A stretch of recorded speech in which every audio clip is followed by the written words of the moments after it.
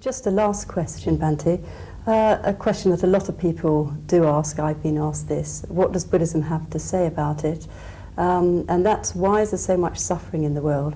The sort of natural disasters, earthquakes, famines, things like that. There's that side. There's also, why are there wars and such suffering? I would put it round the other way and say, well, why should there not be suffering in the world?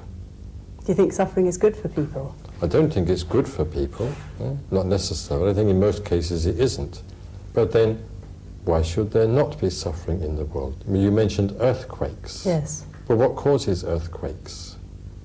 Well, some geographical something or other. All right, so some geographical something or other. But why do you have geographical somethings or other? You have geographical somethings or other because you have an earth, a geos. So if you start by having an earth which is a broken off fragment of the sun in process of cooling down, and its surface is contracting and perhaps corrugating, and if this process is going on, of course you'll have earthquakes. It would be very surprising if you didn't.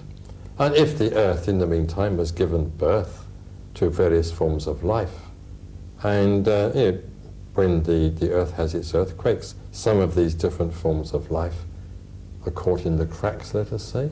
Well, won't there be suffering? Why should there not be? So is what you're saying is... So given the conditions of existence, it is inevitable that there should be suffering. So as long as there is life, there is suffering? So long as there is life, there is suffering. And Buddhism's answer to that, or...? Buddhism's answer to that is that one has first of all to see that life is in fact inseparable from suffering, and the only form of life that is separable from suffering is a form of life that is not life on our terms, which is, to put it very briefly, nirvanic life. Life which is either not subject to these earthly conditions which cause suffering, but which is suffering, which is subject to them, at least voluntarily, which brings in the bodhisattva ideal.